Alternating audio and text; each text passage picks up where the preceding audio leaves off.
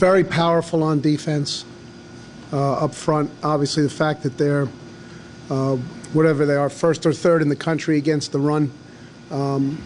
There's played 10 games this year. Nobody's run for 100 yards on them. It's pretty remarkable. That allows them to dictate the terms of the game in that it's been very difficult for teams to create third and short. Most of the third downs that they defend are longer yardage. They win a pretty good percentage of those, so the other team isn't on the field very long. And you really need to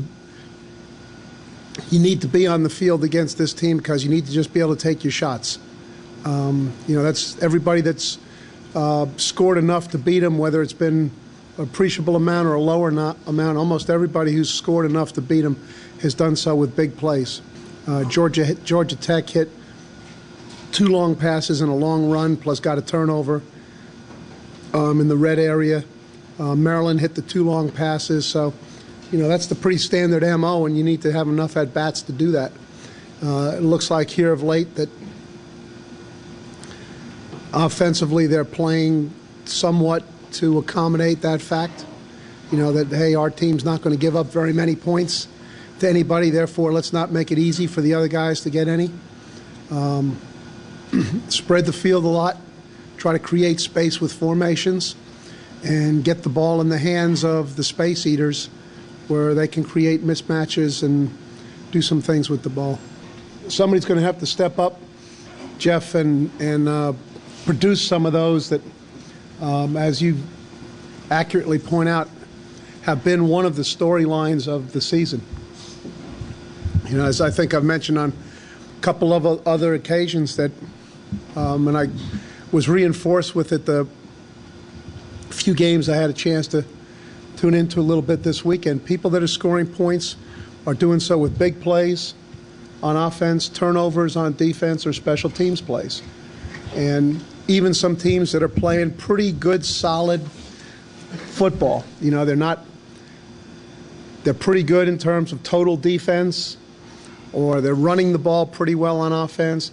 But if they're playing pretty good on total defense and they're not turning the ball over, they're not getting takeaways, or they're running the ball pretty well, but they're not getting big plays, those teams aren't scoring very many points, even though they're playing pretty pleasing football. And so you got to get them, and those are 2 things that we haven't got enough of to make a difference this year, is game-changing plays on offense and defense. I mean, this is a player with noticeable speed. Contrary to those quarterbacks that's usually mentioned about, he's also got significant size.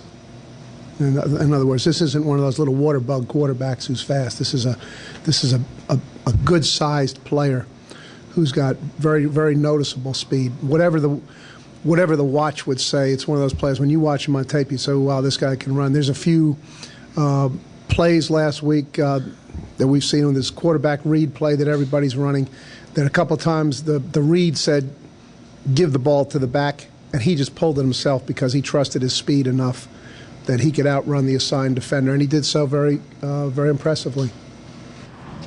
Both, Chris, it actually is every day. Most days we have besides working it into the overall script, we have a designated blitz period. So we work on it all the time, but yes, obviously that's a factor, and that's one of the ways that they kind of wreck the game for teams and put so much pressure on the quarterback. I'm sure that it's been the MO throughout the course of the year, pressuring a young quarterback. We would be foolish to go into the game not to expect it, and so we are. And part of it is, as we were talking about Matt before, and I think we talked about one time last week, just one of the great qualities he had was how fast the ball came out of there.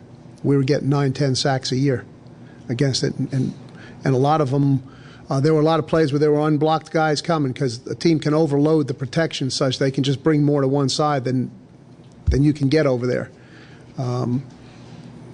That thing was out of there, and so that'll be part of the challenge.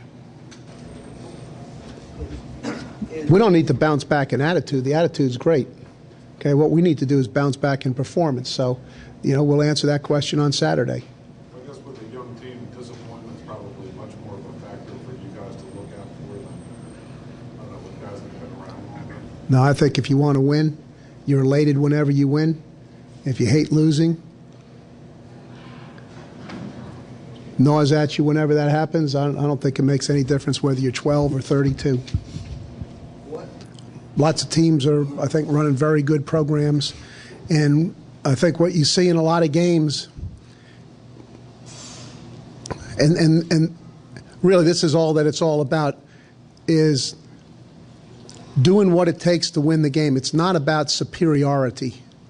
Okay? It's about just doing what it takes in each particular game to win the game. You have Maryland, and I say this in an admiring way.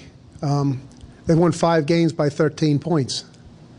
And that's really the most satisfying way, when you know you're even with everybody else and you just end up with more points. Somehow your guys add up to more. Wake Forest has done that on a number of occasions. I happened to hear the announcer on television say last week they're 99th in the country in offense. But somehow, some way, they find a way to end up with more points than the other team. Block a field goal against Duke, intercept a pass in the end zone against North Carolina.